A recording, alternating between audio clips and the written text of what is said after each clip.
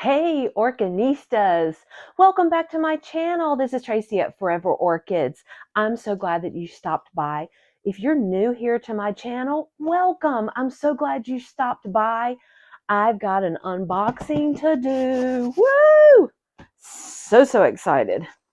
Perishable. That's plants. Look how small this box is though. So you know there's some cute little things in there.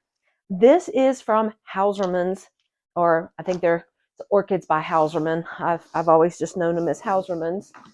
And got a little tear tag here. Let's get in here. I got 3 orchids from them.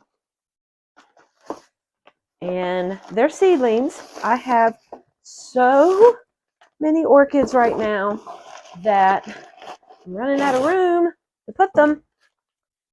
Hausermann's always puts in a wonderful cultural sheet with their orchids. So it depends on what type of orchid that you get as to where you're going to go on the sheet of paper to look at the culture sheet. So let's get into it. Which one do I start with? I guess we'll start with this, what seems to be the smallest one here. Maybe this is the Tolumnia. I did get a Tolumnia from them. Let's see here. No. Oh, this is not the Tolumnia. Wow. Oh, and look how festive. Look how festive the shred is. Wow. Okay, let me be a little bit careful with this one. So I ended up opening the one that I was most excited about for this haul here. Okay, can anybody guess what this is? Look at the leaf patterning there, and on the back, look how cute. Okay, so this is a seedling of Psychopsis Mendenhall, cultivar name, clonal name, because this is a cloned plant. Clonal name is Hildos. It is an FCC. No, excuse me. Oh, wait. Let me look at this here. Okay, so what this is it's Psychopsis Mendenhall Hildos crossed with itself. Now, that plant here does not carry the FCC from the American Orchid Society, the what is FCC? First class certificate. It's the highest award from the American Orchid Society. This plant does not carry that award because it is a selfing, but that means it can be awarded. So let's get down in here. Okay, this is good. I can see some roots. I was looking for some pseudobulbs down in here. Psychopsis typically have round pseudobulbs. Yeah, we've got some cute little pseudobulbs there. I'm going to pull this up just ever so slightly so we can get down in there and see the pseudobulbs. Hopefully you can see those in there. Can you see them? So that's really good. It's going to be a while before this blooms since this is just a seedling, but I wanted to try my hand at a Psychopsis. Woo. So I'm excited for this one here. Now, from my understanding from Psychopsis, from other YouTube videos that I've been watching and reading about these plants here, they don't like to be repotted. So we're going to leave it in this pot for sure for a while till we get some seeds, lots of new growth and roots, and then we'll see. I might end up repotting it, but it really likes to stay undisturbed. It likes its roots undisturbed. It also likes a lot of moisture. It likes to dry out, but it still likes a lot of moisture. And when the bloom spikes come out, they can stay on the plant for many years, and it's a sequential bloomer. So that's going to be really cool. And we can talk more about that when this does bloom for me. We'll talk about those flowers. They're called the butterfly orchid or the samurai orchid. And we can talk about that at a different day. Okay. All right. What's next? Since I thought maybe that was the Tolumnia, maybe this was the Tolumnia.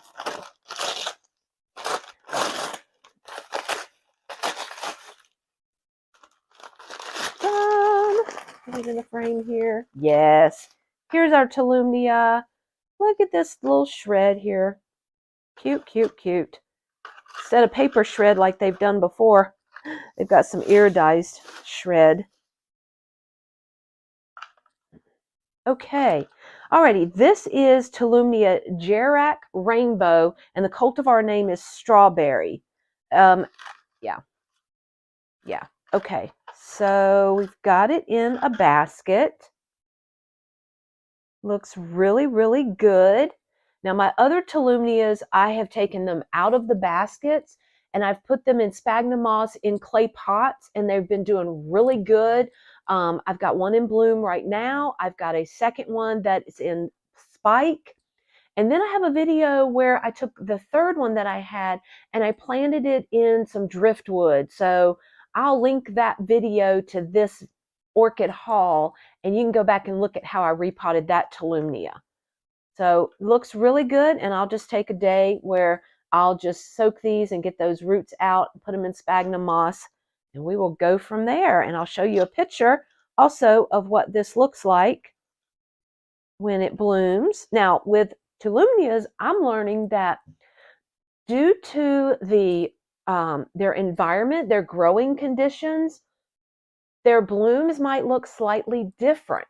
So I might put up a picture of what it looks like, but mine might bloom different from that. One that I have blooming right now is a Pink Lady is the cultivar name, and it's supposed to have spots in the lip, and it doesn't.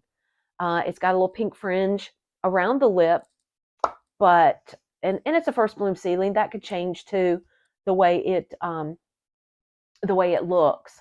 Okay, the next one here, now I know what this one is. All right, this is a Cattleya.